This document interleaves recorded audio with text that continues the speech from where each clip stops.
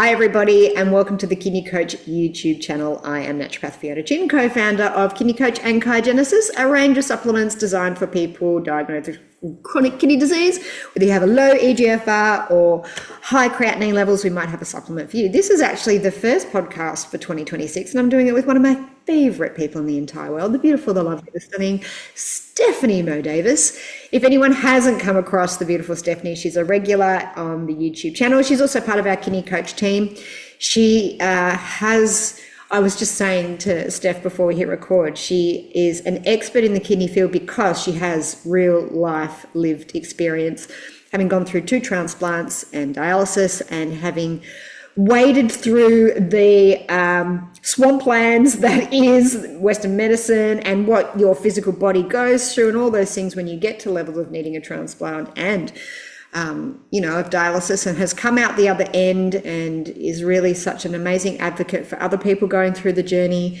She's an advocate for herself, and the fact that she's really dug deep into the work to really look at not just how to enhance herself physically, but really the spiritual, the metaphysical, the energetic, probably better than anyone else I know in the kidney space. And from that experience, Stephanie is the expert in this field on all of that, because I believe at the end of the day, lived experience and having gone through that as physical hours will outdo anything that a psychiatrist and a psychologist, and not to take away from them, they are amazing. But I think when it comes to really understanding a disease from that level, lived experience can't be outdone. And so that is why Stephanie is one of the most important people in our team, because she brings that level of knowledge and wisdom and lived experience to Kidney Coach. So we're not just talking about this is what we do and not feeling and connecting into our patients. Stephanie is our grounding anchor point into that, and is really good at just making sure we stay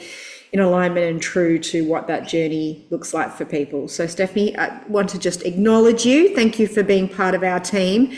Thank you for whatever you chose before you signed up to the physical incarnation to wade through this. And thank you for being back on the podcast and for being my first guest for 2026. Oh, what a pleasure and what an honor. So thankful to be here, Fiona. And I love you and I love your team. And I love that you guys allow me to speak so frankly and honestly about all the elements and layers of my experience.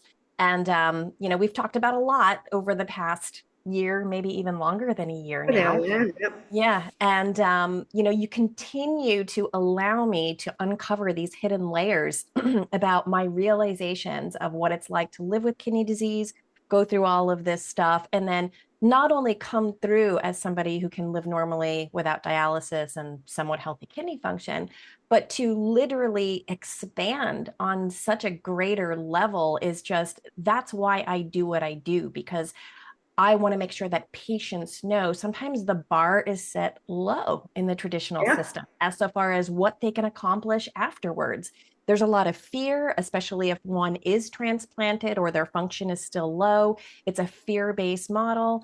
And I understand the need to be mindful, but I am telling you that most of my friends who really adamantly adhere to just the Western medical model, their potential is so limited even when they live with what they live with. So I'm 2 transplants in, and I've been on dialysis for a total of 6 years, maybe plus. And oh, wow. I don't think we've ever, sorry to interrupt you, I don't think you've ever put that figure out. Whew. Yeah. So, I've been nearly dead, and fortunately, with the help of modern medicine and somebody donating an organ to me, I've had a lot of help. But what I'm talking about is this full body regeneration of your spirit and a way to integrate this really crazy experience to where you can go so far above and beyond what anybody tells you, but you have to really work on yourself and start to break the limiting story and narratives that are perpetuated on you every single time you go to the doctor, or you have to kind of watch because you're trying to elevate that spirit and that vibration and that confidence. Restoring health confidence when you live with an illness, it's counterintuitive. So we Yeah. have to hold the paradox of being able to say, this is a reality for me, but I'm also going to, at every angle I can, when I feel up to my best, expand beyond what I feel I'm capable of, and have that dance between honoring where you are in the moment. And then also, when you feel the desire, you have confidence to go above and beyond and be courageous to do other things, snatch up all of those moments that you can. And eventually, you will somehow start to move in an upward fashion. So, yeah, thank you. No, pleasure. And it's just to come back to that point of paradox, I think it's such an important point, being also someone that lives with a chronic illness, is that, I'm probably feeling the best and the healthiest I've been, but I still walk with forearm crutches and I have experienced chronic numbness and pain. But you can, I think to your point, and anyone listening, you can live, I think our concept of what health and vitality is sometimes needs a shake-up. You can live with a chronic disease or an illness and have a body that may not function the way that is optimal, yet you can still be optimal and healthy. And it's such a paradox, and you would explain it far better than I do, but it's the paradox that I experience in my body all the time, to have more health and vitality than I've probably ever had with all the things that I do, yet I still have a spinal cord that's damaged. And so I have, that it's a thing that I battle with, is the wrong word, but it's a thing I'm mindful of all the time, is that paradox that lives within me, that, I have all this abundance of energy. I look, people are like, you look so much younger than you did when we started the podcast. I'm like, yeah, I feel like 1,000 times better. Yet my body hasn't healed. And it's a very interesting space and place to navigate within one's body. So thank you for mentioning that, because it's something. I totally hear you and get you. And that's one thing that is very complicated to understand, coming from this, which I love to talk about, the energetics of it, the spiritual dimensions and layer of it, is that we live in a world that emphasizes and worships the physical. And the physical is the densest part of the human being, the densest part. And if we focus on just the physical, that's the secret. That's the key, is that the vastness of my work is focusing on strengthening the subtle layers of the human being, which is working on the emotional, the energetic, and the spiritual, to be able to amplify that to the degree where, certain, I don't know, I'm going to bring up Ramana Maharshi, Indian guru master who, attained enlightenment, is there was so little focus on his physical body because he was just in this enlightened mystical state and just very peaceful, enlightened man, that his body kind of wasted away. But we don't want to get to that extreme, right? But here where we live, it's so physical. It's, the physical, the tissue, the regeneration, everything has to do with the body. And we're not spending near enough of our attention on this inner regeneration of our soul, our spirit, our emotional body, because that is the spark of light and that spark of the divine, that if you can get in touch with that, you can be a happy, enlightened, peaceful, joyful, energetic person, even when your physical body isn't mirroring that back to you. And people who have chronic illness, we all tried to just get away from it and think like, one day I'm going to heal this and it's just going to totally go away. And we realize at some point that this is a part of our lived experience, that for some reason this is staying with us forever. So how do we make the best out of it? It's to honor the physical, but really develop those other components that are very underdeveloped, because that's what goes on beyond us. That's what provides this experience and this energy that goes beyond just the physical body. So. Yeah, no, I love that. Thank you. And we're delving in, and it was funny, before we hit record, Stephanie's like, you came up with this topic. I'm like, I did. And I forgot I'd even mentioned it. And we are going into the tubules and just the energetics, and I'll let you explain, Stephanie, but the energetics behind kidney disease I'm just going to hand it across to you. I'm going to butcher it. Thank you. No, you're right. There was a lot of energy at the end of the year on this subtlety, but the vast importance of the microtubules, these small little things within our body, right? And I know you and Dr. Robin Rose and a bunch of people were really getting deep into the microtubules. So when you said this to me, I thought, oh, wow, this is so interesting. This is my cup of tea. It's very deep and very subtle, right? And I have to say that in my line of work and what I feel the greatest missing link in the modern medical system is the fact that we don't value energetics as a part of illness experience, and we don't really understand. We're just starting to get into the true nature and relationship of like metabolomics and our metabolism and our cellular health. And what about our mitochondria? Like, this is still kind of new for the Western medical model, not for you guys. But in terms of energetics, is that, I've studied this pattern for the last 30 years and with lots of patients, and they're all this underlying subtle energetics that are 100% entangled, maybe on a subtle or quantum level. We can't be so obvious about it, but it's definitely there. So once we start to acknowledge that more, not just the mitochondria and the ATP and the energy system of the cells, but the energy system of our soul and spirit, then I think we'll be getting somewhere. So, if you don't know what we're talking about, I'll try to get into this as much as possible. But we're going to bring in the philosophical, a little bit of the scientific, but the philosophical and the psychological to get into how, honestly, this is all connected. It's all somehow connected.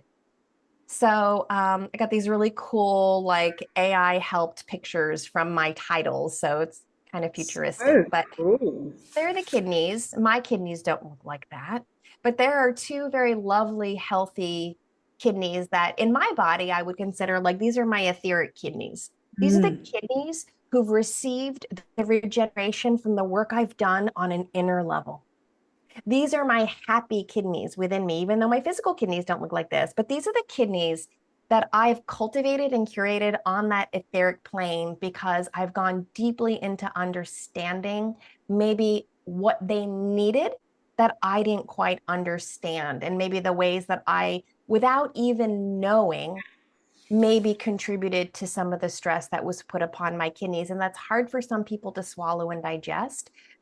Some people would rather think that everything that happens to us is random, and sometimes it is. But for me, I know that my initial disease, which was autoimmune, we can definitely scientifically link that back to high levels of stress, high levels of fight or flight. I had a lot of difficulties as a child and some trauma growing up, and just being in that chronic fight or flight, even though I didn't realize I was in it, I'm sure is one of several other genetic or epigenetic patterns that did contribute to my body reversing on itself. So I do take somewhat of a self-responsibility with my illness, but I never blame or shame myself. I always say that this happened to me as a part of my experience for my soul to grow and for my mind to evolve. So I look at my disease as a gift. I love Right. that. It's a hard place to get to, but yeah, it's great. I mean, you just don't want to be at war with yourself. No, which is autoimmune, which is in essence the definition of autoimmunity anyway, isn't it? You're at war with yourself. Listen, exactly. So again, we can say that our, stress is coming from the outside, but a lot of this work that I do and the depth psychology of it is really taking responsibility of how we project outwardly that which is maybe a blind spot or a part of us. And it's, not something to get very black or white about. It's just, it's a inner development process. So it's been very empowering for me to look at my illness that way. And, so I utilize it. So in this particular slide, yeah, so the part mirrors the whole. This is something that we talk a lot about, even in the body, but in the spiritual and emotional and energetic realm, just as the psyche mirrors the consciousness. So we've all heard of things like as above, so below, as within, so without. And, we're still in this process within humanity of developing that understanding of how the world actually is interconnected. We're very much still in divide and conquer. And are you a Democrat or a Republican? Are you black or like what's your viewpoint in this? And we're always trying to find another that's opposed to us. And I think in that other that's opposed to us, instead of warring with it, is to say this is some sort of complementary opposite, and how maybe I go into that to see maybe what I'm not seeing within myself. So the whole, the kidneys, the microtubules, all of these little tiny subtle parts mirror a bigger part, and the bigger parts are part of the smaller parts. So within the body and without the body, that's, I think, how the cosmos work. So how quantum boundaries You know about all about that with the microtubules in the kidney and the filtering, right? So how quantum boundaries, memory and cosmic resonance in kidney cells illuminate the path to biological and spiritual renewal. That being said, we're not yet in the field quite yet, at least publicly, of full regeneration of organs and what it has to do with a liver, right? So a liver we know we can take apart and it can regenerate, but we Yeah. don't really talk too much about still kidneys regenerating, hearts regenerating, other organs necessarily regenerating, but we all know the potential is there. Yeah. We all know that it's there. And I know you've seen cases, and we all know of cases where this actually has happened, but it's a little bit taboo yet, Yeah. right? There he is. Yeah. Okay, so there's some microtubules. So Your micro AI is amazing. I know. I just found this actually when I was making this presentation. I'll send you the link. It was free. Please, dude, If you this ever is, want. I love this. This is so good.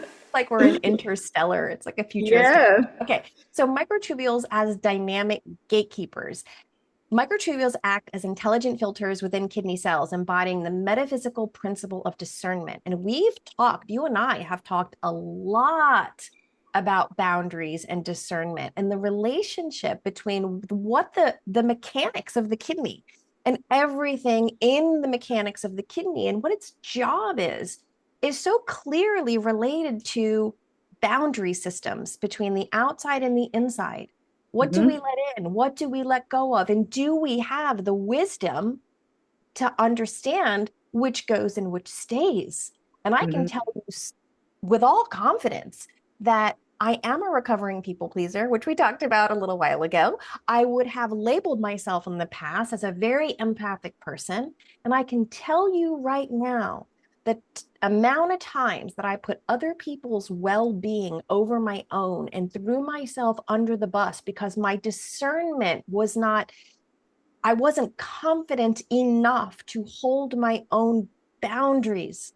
I just can't even tell you how many times I've looked back upon my journey. I get to reverse engineer this and just say, oh my gosh, kidneys, body, organs, cells. I am so sorry I wasn't your best advocate for so very long. And I threw you under the bus so many times. So this physical condition of kidney disease, it is so limited to just think that we've got kidney disease and I don't like it and I don't feel good and I just want my kidney to get better, just get a transplant, and then my life's going to go back to normal. It is such a reductionistic opportunity that spirit God is giving us to see ourselves on such a deeper, it's like a cosmic mirror, this disease. It's like I'm trying to show you something that you've missed. And now it's manifested into this dramatic thing, but it's just riddled with opportunities towards realization, Fiona. That's all I can say. If you allow yourself to just look at the difficult stuff and just really allow yourself to go there. Yeah. No, I love that. More kidneys. Okay.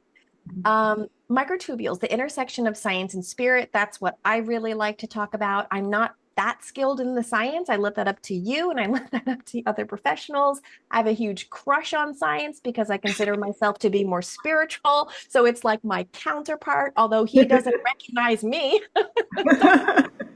He doesn't know I exist, but I have a huge crush on him.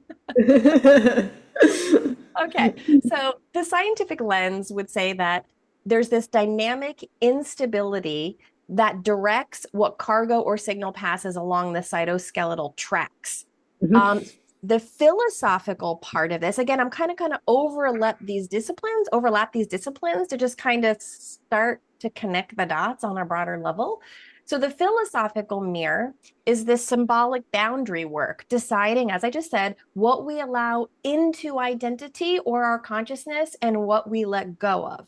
And this is a collective happening, I'd say, currently, is that we're starting to understand that you're starting to hear buzzwords like shadow work or projection. People who are not depth psychologists are all of a sudden saying like, oh, there's something deeper going on here, right? And Yep. again, we've gone through life even though we may have mastered certain things in certain spaces on a biological level or through technology or what have you, we've made a lot of advances. There's the whole nother part of it, us and our own layers of awareness. And once we allow these layers to uncover, they come with information. But you don't receive the information until you allow yourself to go in and do that work to receive this more holistic vision, I would say, of what maybe is going on. So again, I think it's a huge atrocity to not do energetics and emotional work with people who have kidney issues. I mean, there are certain people who don't want to go there, depending on their Yeah. belief systems, right? They may say, I believe in Jesus Christ, and that's my only way that I want to go. And I think that's beautiful because Jesus Christ is an awesome guy. And I think like if you want to go that route and you're in love and forgiveness and you're already on the path because you're in that, you're starting to embody that heart-based consciousness. Mm-hmm. So I'm not going to try to change anybody's belief systems, right? But I will say that I've spoken to so many people now over so many years that have kidney issues that no matter what their belief system is, they always reveal similar energetic patterns that they Fascinating. can't quite see until, Yeah. and sometimes I work with people. There's a gentleman I'm thinking of right now waiting for his second kidney transplant. And I can sometimes work with for 10 years with people. And I have to do it subtly because you can't just go into certain stuff that people aren't ready to look at or don't want to understand yet or just don't have the awareness. But sometimes I work with 10 years with somebody. And then all of a sudden they call me and they say, oh my gosh, I understand what you're saying about my identity, ego death, and kidney failure. And I finally get it. So it's like this whole awakening process, it's happening at different rates of speed for everybody. Mm-hmm. And Yeah. how you talk to people, is you kind of meet people where they're at. That's what you're supposed Yeah. to do. Yeah. But again, is part of the kidneys has to do with it's a filter on the most surface level, right? Mm-hmm. It's a filter. And we do the same thing in our day-to-day life and every interaction that we have with everybody, emotionally and spiritually in a relationship. And guess Yep. what? We're also in a relationship with our own body. We're in a relationship with our organs. It's just we don't think of it that way. We're very surface. We don't Yeah. think like, what do you mean am I in a relationship with my body? Like, we don't think about this deep stuff. But once you do, the doors start to open. So, what we let in and what we want to identify with, and our consciousness shapes your reality. Yep. People need to understand that. If you're saying, I follow this belief, then you are constrained to that holon or that bubble of where those beliefs lie in. And then it's very difficult for you to expand beyond that and get other information because you've locked yourself into this identity. For some people, that's fine. But we're now coming to realize, just like in this presentation, I have these subtle overlaps of here's a scientific lens, here's a philosophical lens, here's a spiritual lens, here's a physicist lens. When you take these different holons that most people they only spend time in one. Mm-hmm. But when you start to overlap them, you start to see these really dynamic similarities and relationships between these disciplines, and it informs you and the process much more. But you have to be willing to not be so steadfast in one belief system, to have a little room to look at other ways of being. So here we're going to get a little complicated. I may need your help. So we're going to talk about tubulin acetylation. Hold on one second. I'm going to move this. Oh, I can't move it. That's okay. Molecular memory and healing. So the Mm-hmm. core concept is the kidney remembers. There's something about our organs in our body that has memory Yeah. that We see that remembers. from transplants, right? So the kidney remembers trauma on a molecular scale. And again, I'm going to just continue to stress the importance of this relationship within the microtubules and the organ itself, and in our body, and in our life, and in our spirit, and our soul, this relationship between stability and change. Right. So I was looking a little bit into acetylation and methylation. And I know in the past, I was like, I think I might have some methylation markers that maybe are all upstream to what really happened to me. And a lot of the stuff that a lot of the reasons for my illness, besides stress and chronic inflammation, I don't know which came first, the chicken or the egg, have to do with these upstream markers that were missed. And then all the way downstream where I'm at, sometimes I'm wondering, like, these things still aren't getting addressed, you know? So hopefully as time proceeds in the work that you do and all this kinds of stuff, that people can really start to see what's really going on behind the scenes. It's so complicated and interconnected, isn't it? Like you say, it's chicken or the egg. I mean, methylation plays a huge role. To what degree, we don't know. And does methylation mimic emotional output, or does emotional output, mimic methylation, like, Yeah. or it probably is bidirectional, which I'm sure you're about to get to, which is, I think, the theory behind the tubules as well. Yeah. And that's the thing, is that there are some things, I think it's Carl Jung, who just says, look, that's in the great mysterium. Yeah, we don't need to know. Do we need to know? I don't know. Yeah. We might not need to know, but my theory is do all you can. Yeah. You may not ever get that specific answer, but why not try to get all the information that you can about the process of what's going on? It's a wonderful adventure and journey to be able to look into this so deeply and kind of say, how does this fit with my experience? You know, again, for me, the interesting part is I'm not at present time looking out into something I need anymore, because that put me in kind of a fight or flight mode. Yeah, and that's separation, right? You're looking outside yourself, which is, that's that separation that we're taught to believe, right? That we're not connected to the whole of spirit, whatever you want to call that. So Right. I love that you're aware of that, because when you come to your own answers and what feels true for you, when it Yeah. comes from not a separate space, is the energy that you can work off with healing. So yeah, I love that.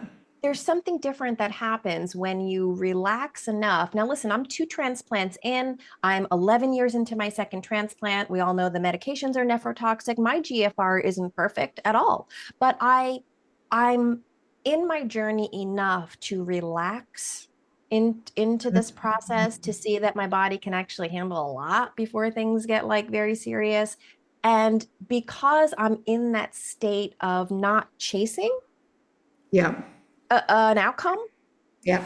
I can be still and like reverse engineer, which gives me like a whole nother 50% of my journey, which is Yeah. so fascinating to me. So the kidney remembers, we remember, even though we try to forget or we have amnesia. I mean, think about trauma. Like, certain people who have a serious, I don't know, sexual trauma or something when they're growing up, and like it's like they have amnesia about it because they're not Yeah. ready to process it. So this, it sounds ridiculous, but like your body is remembering. It remembers, even if your mind wants to shove it in the corner or compartmentalize it or do whatever it wants with it, try to change, it's like your body is so for you, and it remembers these things. So I think that's just amazing. So creating the relationship between yourself and your body, especially an organ or a disease that's affecting certain parts of your body, is something very, very meaningful for me. So the science, you probably know more about this. Acetylation of a tubulin creates stable, resistant, stress-resistant microtubules. Mm-hmm. The psychospiritual meaning, like the psyche, the cells past stress imprints resilience or rigidity.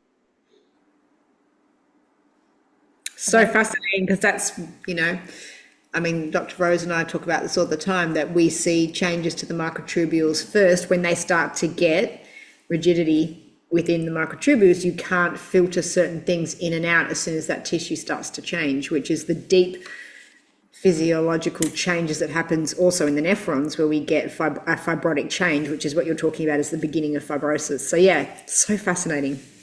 yeah. And, again, it's one of those things where I don't know that maybe we will know, but it's like if I change my mind, what capacity does my body actually have to regenerate or recover even something as um, thick and rigid as fibrosis? Like we think fibrosis is fibrosis. It's not going to heal itself. You know what I mean? But like, how do we really know? Have we really done the degree of work and have applied all of these different spectrums to our healing process to really know.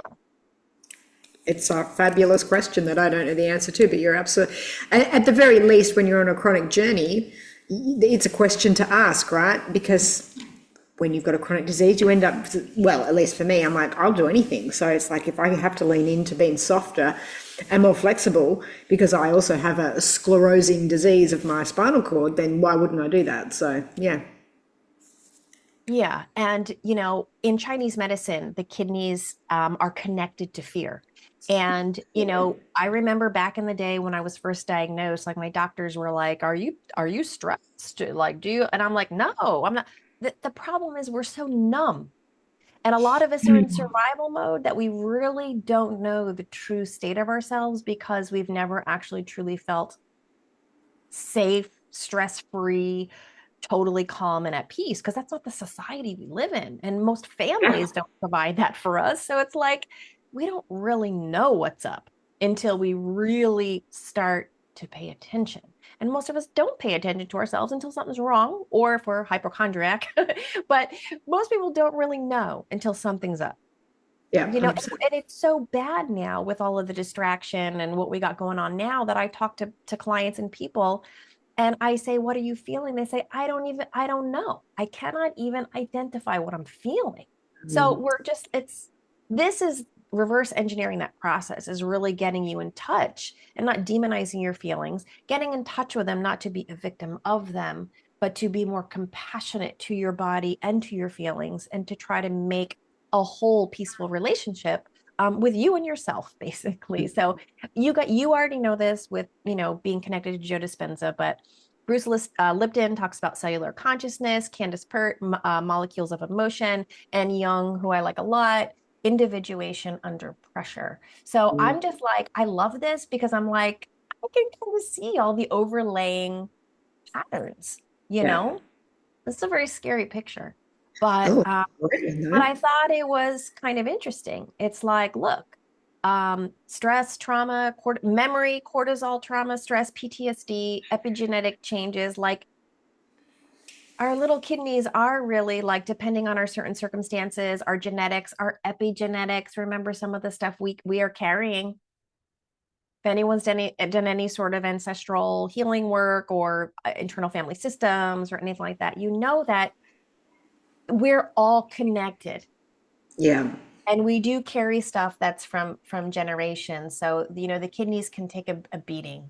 So Mm-hmm. I love this picture because it's like all the way up to the eye and all the way down the micro to the macro again. So the ciliary nexus bridge between inner and outer worlds, this was another thing and something I'm still obsessed with, is the nature between the inner and the outer worlds, the subjective and the objective. And it's the same thing with our body, from the microtubules to the cosmos. Like it's the same. We're all connected.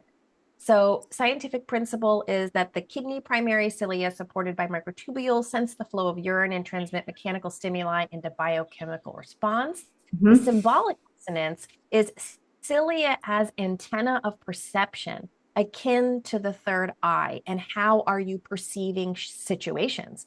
Because literally, and then integration would be where physical flow meets intuitive knowing. So this kind of psycho-spiritual layer of this again is that once you go into this and you start to analyze yourself and be introspective and contemplate and meditate, is that you tell yourself a lot of stories and you perceive things a lot of interesting ways.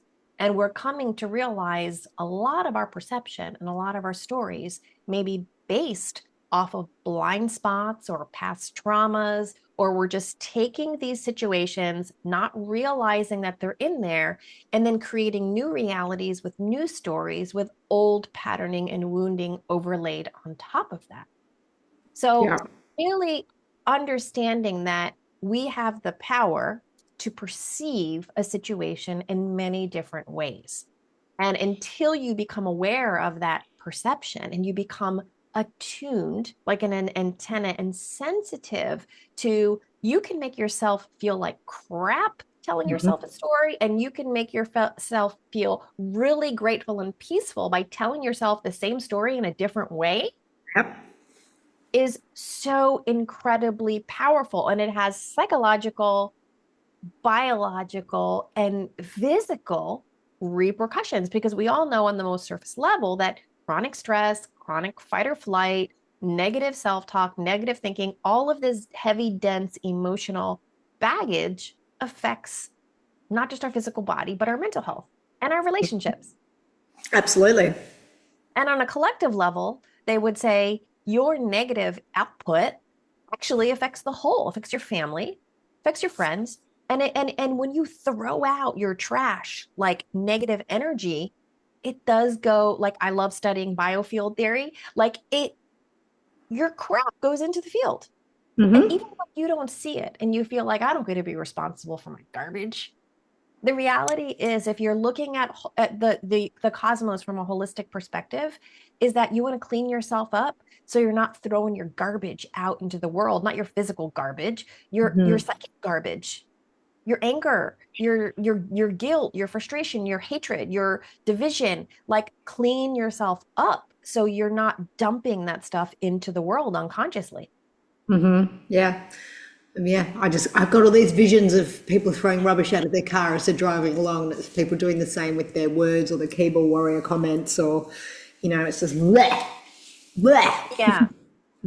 It really is. And that's a sign that we're full of psychic debris and unconsciousness. I mean, the other day I saw somebody throw a cigarette butt out of the car, and I'm like, we're really, like, how Can are we we still do this? Yeah, how are we still doing this in like, 2026? Come on now. going to evolve our consciousness? If we can't even, if we're taking our Whataburger package and throwing it out the car, like, you have to give a shit. Am I allowed to say shit? I'm sorry. You have to care. Yeah, You got to care. you got to care. No, I totally agree. If you don't care, you're selfish, and you're not playing the game like we really should. So we can't say I want a better life and I deserve better and I want this and I want that, and not contribute to and care about what you're living in. It just doesn't work that way. No, You I know, agree. I mean, I think it does, and then you're diagnosed a narcissist or something. There's Which that. we know that's a huge thing now too. So Yeah, yeah. because we don't want to look at our own garbage. Okay, so quantum coherence in tubulin, the field of oneness. This is a very spiritual principle. Is, we're all one. I've been talking about this whole time, and everything's interconnected. So the key idea is that tubulin may sustain quantum coherence, forming a substrate for conscious unity. That's a cool picture, because it's like the tubulin, then it kind of goes out again, like to the cosmos. You've seen all those pictures where it's like, here's a tree and here's your lungs. And Yeah, here's, like, they just show you, like, look, nature is mirroring the cosmos, and everything inside of you is mirroring nature, right?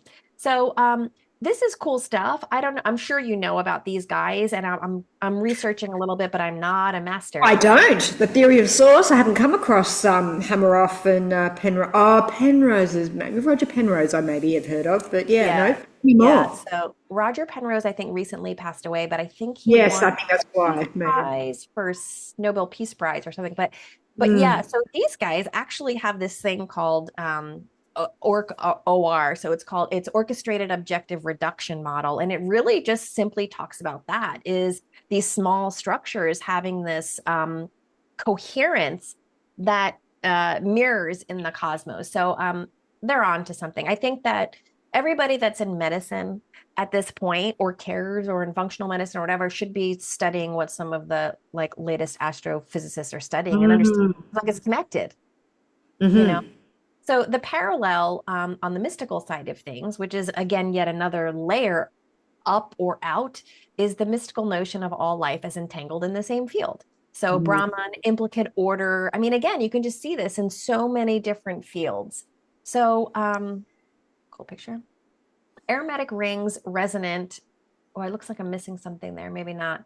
And cellular wisdom. So the concept of tubulins, aromatic electron systems, resonating, possibly carrying quantum vibrations. Do you know about that?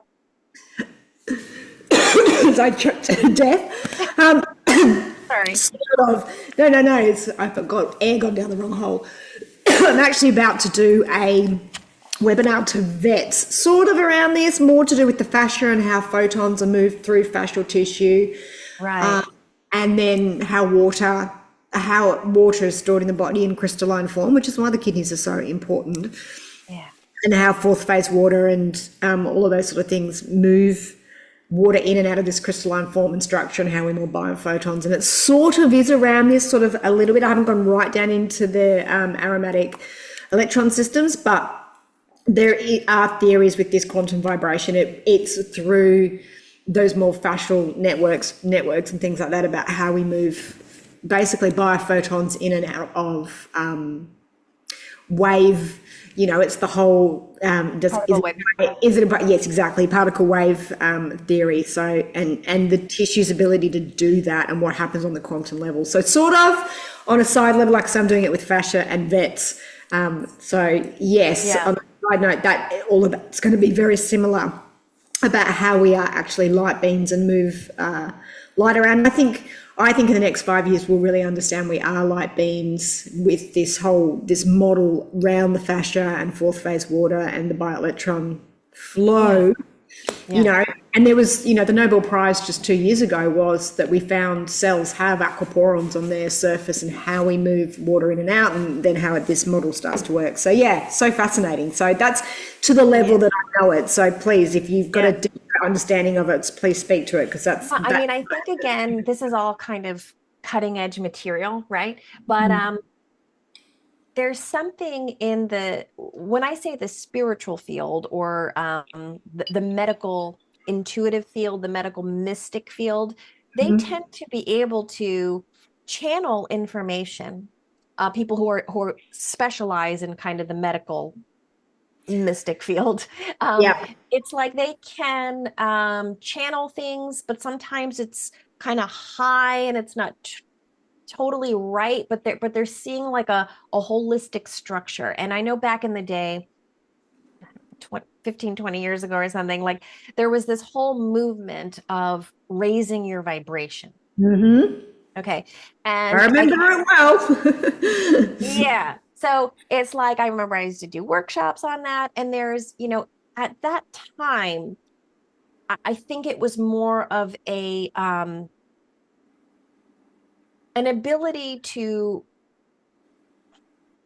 shift your behavior, shift your state into, I mean, people even would say more into a light body, right?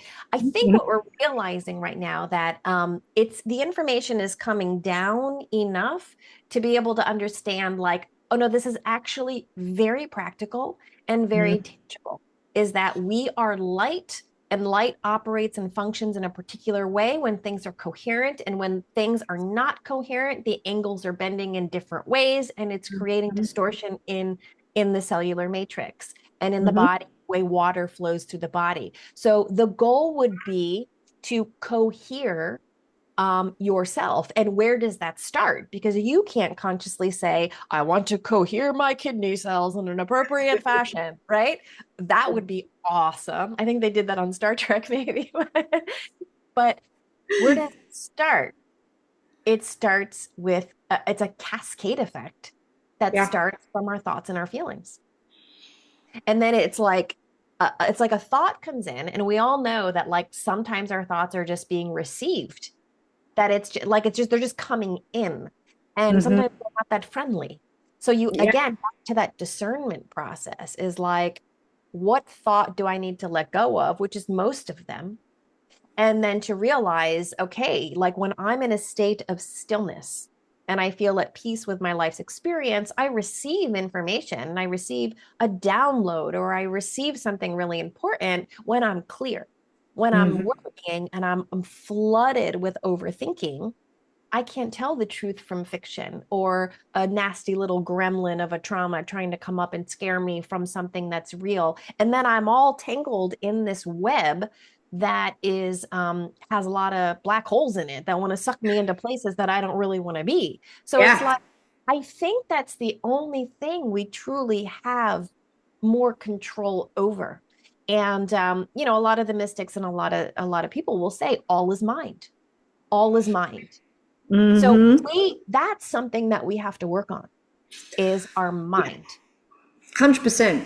And, I always come back to, where do thoughts even come from? Like, you can self-generate thought for sure, but, I mean, I'm obviously do a lot of meditation practice, so I'm, Yeah. adept at watching my thoughts. And I'm like, where does that thing even come from? And it's dropping in from the field. And I'm like, is that mine then? Is it just someone else's thought passing through the field that I then think, and then I claim it as my own? And so, meditation's been such a That's big thing for me to watch it. So when you watch it, and you don't own it. You're like, that's not even mine. That's just in this, and I'm just going to let that one float past. I'm not even going to put my own awareness on it and own that thing. I'm like, that is just put out there by someone. And we take in, back to the tubules, all of this stuff as if it's our own. But I have to, like I say, my point is my meditation practice. And, what am I like? 10 years since I started working with Joe Dispenza. Yes, 2016. Like 10 years of just practicing, like, at times up to 6 hours a day of watching your thought and just doing that.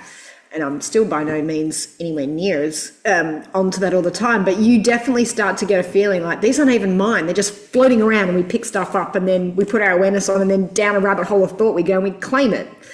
Similar to what you're saying. I too am an avid meditator, and I think it's something every single person should be doing. And even if you're not doing it all the time, there it needs to be a practice, because you don't know what's going on until you meditate. You really don't. You're being kind of possessed and overcome, and you think thoughts are yours. And that's a thing. Like, do we think that humanity is actually ready to say, like, oh, we recognize that, like, part of your kidney failure has to do with you picking up other people's shit in the field and taking it on as your own? Like, we're not ready for that conversation. No. And then, especially with transplantation and the organ donation process. Like, I know Yeah. a doctor who's Yeah. she has a lot of opinions about that, because she's like, look, our consciousness doesn't end when the doctors say that it ends, and this is causing a whole bunch of problems. So again, we're pretty infantile in this understanding, but I think what we can do right now is to, like you said, meditate and learn to at least distinguish. This would be a huge leap, quantum leap for humanity in terms of mental health and health in general, I think, is to have the discernment to say, that's mine and that's not mine. Yeah. And back to what you said earlier, then we get careful about what we put out into the field, because you realize you contribute to it. And therefore, that is that whole give receive thing. It's like, well, if I'm putting Yeah. those bits and whatever out into the field, and then it wanders past in the quantum matrix, whatever you want to call that, and someone else picks it up and owns it as theirs, I'm like, do I want that for humanity? Maybe I need to put out really high quality thoughts and actually contribute that way. Maybe. And that takes you cleaning up your life and your inner life, not just going to the gym. Like, this is something else. And it's funny, because there's a show I just watched recently. I don't watch much TV, but it was recommended by a podcaster I like, called Pluribus. And Ooh, basically get down. the idea behind it is that there's this virus that takes over humanity, and it's like killing people, and then they wake up again. But when they wake up, they operate as a collective consciousness.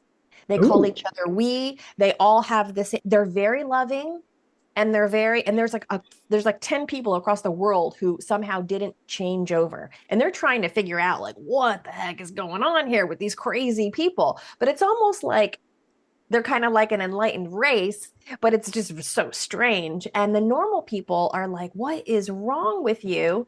And it's funny, because when the normal people get angry and they dump crap into the field, yelling or hurting people, the collective people in the collective consciousness die.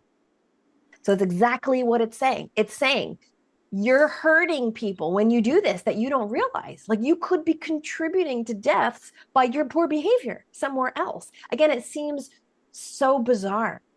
But if you start to at least live your life in that, with that realization, it does make things better.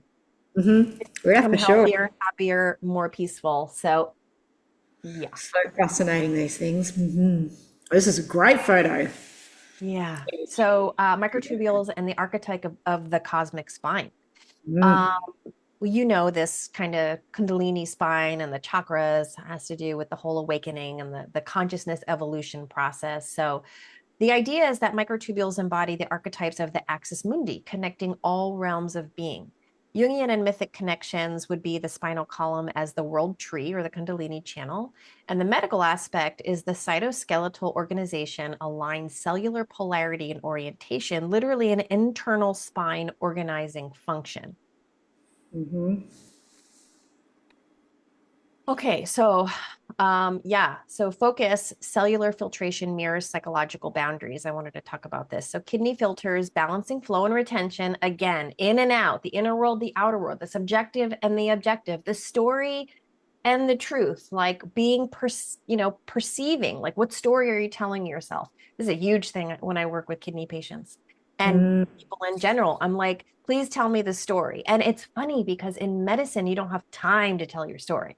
And they're No. always like, come on, come on, come on, come on, come on. But actually, in the story, they are just They'll oozing tell you. the They'll tell you, people will tell you, if you've got enough time for people, it's a big thing I do in my consults is because the people have been referred by doctors. So I've got their full medical history. So I will say exactly this, tell me a story.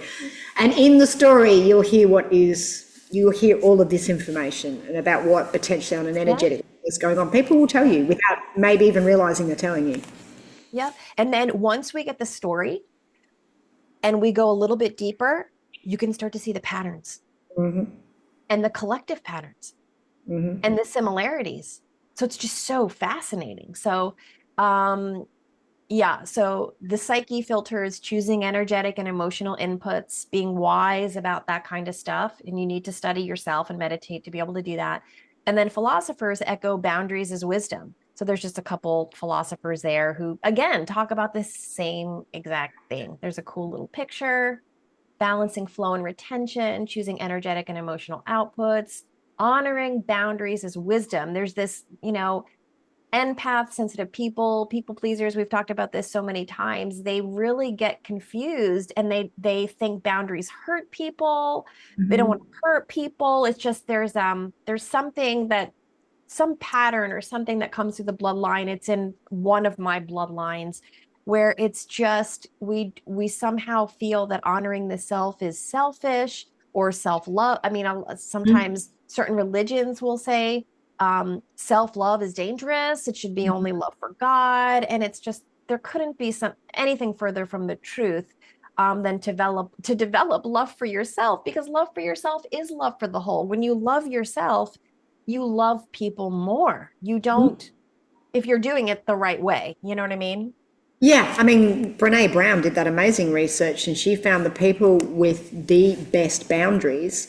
And sorry, around the other way, she found that people that were the most kind of heart had the best boundaries. What was the first thing you said? The people that were most giving and most loving authentically had the best boundaries. Yeah. I find that so fascinating because when they really knew how to self-regulate and what was right and what was not for them, they could trust themselves then that in the right circumstances, they could give and outpour so much because they had that sense of self versus what you and I were talking about, which you and I are both, we've both done, is that people pleasing, which comes from not that. But when you finally move into that, your ability to give comes from a place of not trying to get something in return. And so those people can give more and greater because they've got this really hardcore internal boundary that whenever it gets crossed, they're like, no, not okay. So it's that real authentic giving. And it's, I've worked really hard on that. And you know what's funny is that a chronic illness forces a boundary upon you. 100%. You just can't. Otherwise, you're not going to survive a chronic illness if you continue to give all your energy away and people please. It's funny you say that, Stephanie. I actually believe that one of the greatest gifts that chronic illness will give you is this. It's being able to figure out, the boundary part. I think it's a big, big lesson if you choose to get it. I totally agree with that. Yeah, definitely. And we're coded for life. Nature is coded for life. We're coded for life. We're coded for healing. And but we're overlooking some very important fundamental layers towards that process. Again, like you said, how can you be giving? How can you be full of love? How can you give to others and really be service to others if you're not creating those boundaries for yourself. If there's something running through your bloodline that says you don't matter or you're not worthy or something, you Mhm. know, it's so we got to be aware of that. I mean, I would love to see a scientific study on boundaries in kidney disease patients. Like, I what would is too. I'd your, be fascinated. you know, I mean, some of that stuff is important. Okay. So polarity, flow, and simplicity. Polarity creates direction and coherence biologically and spiritually. So another subject I love to talk about is polarity and the spectrum between these opposites and how to have the relationship between them, because we're so very binary and black and white, and we're not very good at gray. And then we could be resisting the very thing that's the elixir to help heal us because we're reductionistic. So the Mhm. scientific side is microtubule polarity determines vesicle flow and cell structure. The mystical parallel is the yin yang, the Taoist flow, or the hermetic polarity union through this dynamic balance of what I would say is complementary opposites. Mhm. You know, it can get a little tricky because when you start to do that kind of work, it's not just a complementary opposite. Um, Sometimes there's like a shadow side of both sides as well too. But if you start getting that deep and you're into psychology, you'll figure that out. So healing, integration, microtubules as agents of repair. Mhm. Modulating acetylation governs repair versus fibrosis and kidney injury. I don't know what all that means, but I did look it up. But if you want to help me with all of that stuff, Yeah, related yeah. to cytoplasmic yeah, go ahead, you tell me. What does No, that no, mean? no. Like it's just there's a SIRT2 pathway, the HDAC6 pathway. That's those enzymes target substrates in that tubulin. We know that when certain pathways get activated, like the Saturnian pathways, particularly, you accelerate aging inside the kidneys. We know that mTOR pathways and AMPK. It all goes down to this big biochemical pathway. But when we shunt certain ways, we'll accelerate. Like you say, fibrosis and repair. So when we upregulate certain pathways, we're going to get an accelerated aging of the kidneys, which is going to be the fibrotic side, versus when we down or upregulate other pathways, we're going to move more into that repair and that endothelial health and all of those sort of things. So those pathways just regulate that, which way we're moving at any given time. Okay. All right. So then the healing metaphor is true recovery arises from restoring flexible yet stable boundaries. And the I love the spiritual word flexible. synthesis, say again? I just love the word flexible because if you think of a healthy kidney, flexibility within the tubules and the blood vessels and all those kind of things is exactly how I would see it. So I love that you chose that word. Good, good, good. Yeah, and that makes me think of, yoga and just maintaining a flexible body is such a metaphor for the mind too. I think I Mhm. told you this before, but an old guru said, tight body, tight mind. Like it's all connected. So, and the spiritual synthesis is the healed kidney, healed becomes a mirror of balanced discernment, resilience, and resonance. And what I'm saying to you is, you can't change the future, really. Like I do believe that we all have a destiny, and Yeah. we can do our best. And how I perceive it, which is the big picture, is that this particular disease may be the thing that takes my life. But guess what? We're all going to die at some point. With the physical body is going to go. So, Mhm. but what an amazing thing if through my experience, I gain all of this conscious realization about my journey here. And I feel like I've poured myself past my transplants and past the work I need to do with the kidneys to kind of create this story, this empowering story of healing myself on all these different levels in honor of my kidney disease.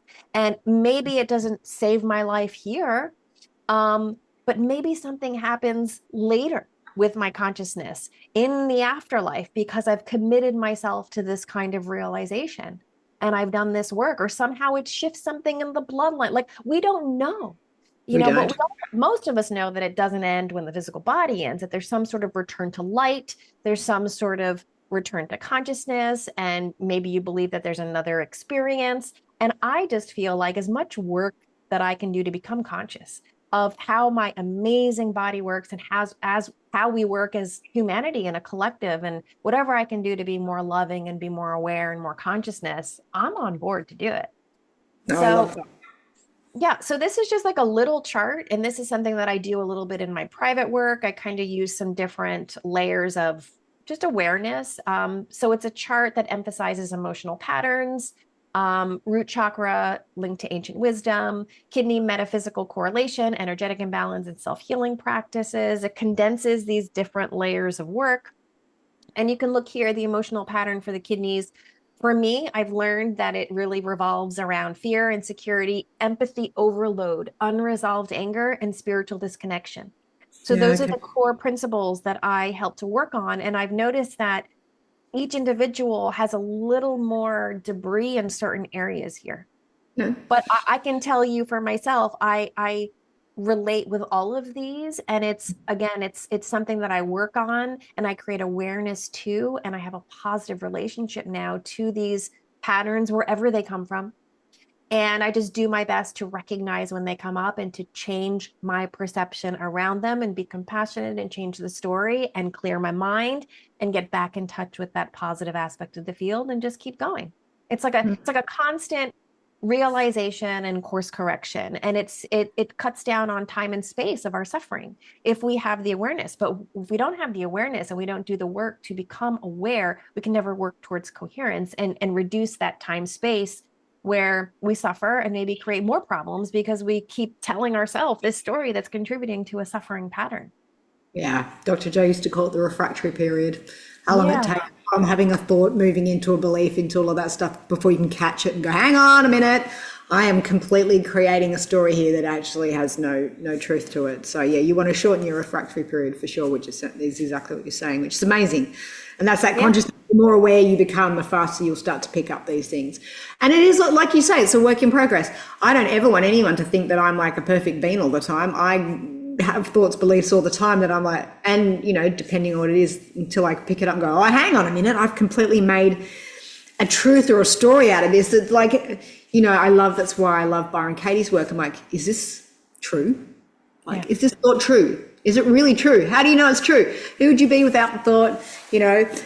What would it look like? How would you be? And then turn the thought around. I love that. It's her tools are so simple for turning thought processes around and actually seeing them from a whole other point of view. I apply her work all the time in these kind of circumstances.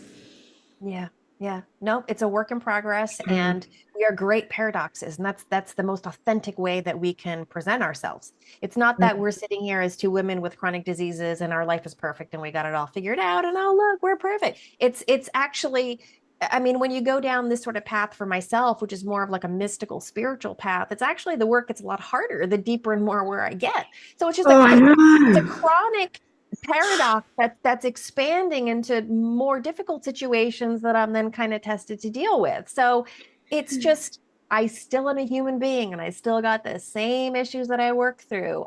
It's just this process has given me incredible vast love and meaning and compassion and a way to course correct that I don't know what I'd do without it.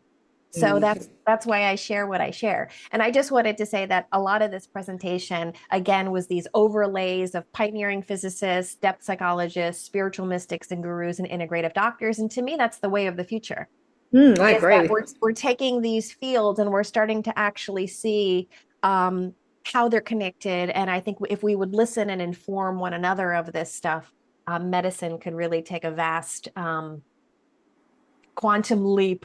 Let's just say that. So that's the presentation.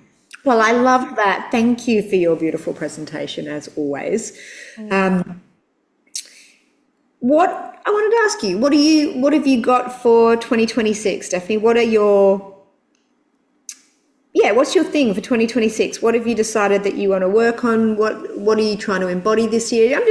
I'm curious to ask because as someone who is navigating this field and who I think paves the way for people to follow you, I would love to know what you're working towards or wanting to be. Um, be the Thank you thing for for this asking. year. Yeah. Yeah, that's a really cool question. Thank you for asking. I've learned that whatever I want to do usually doesn't always work out. So it's kind of Who on has the no idea?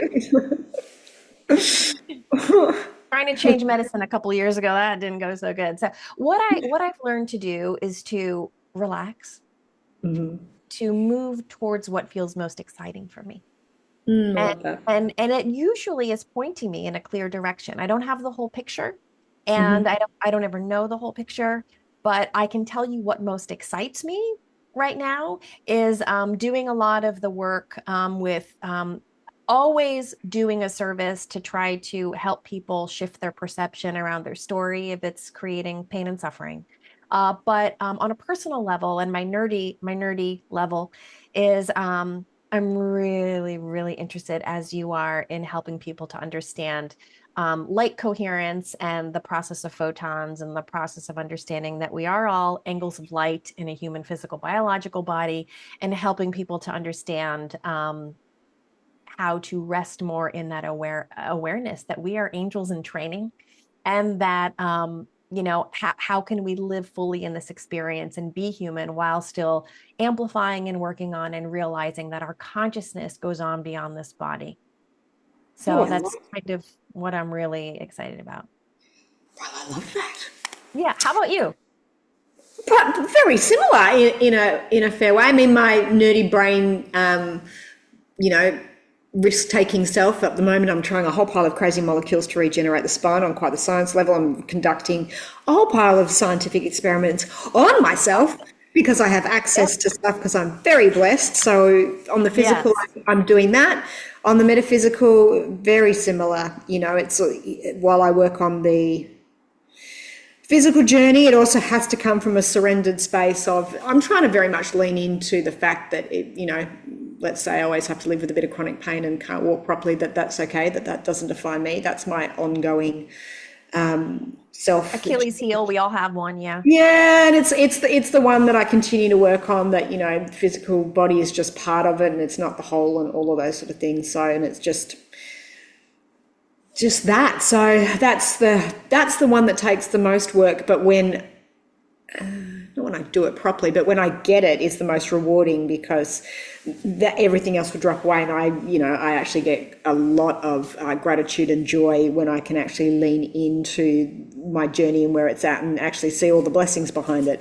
And in fairness, I sit there more than I have ever done before. So just to continue to lean into that, feel the gratitude for my journey, and and like you, the universe is good at leaving breadcrumbs. I can see where it's taking me, and can't see the full journey either. I just Hansel and Gretel, I'll follow it to the gingerbread house, and hopefully there's not a witch there trying to eat me. It's good to go.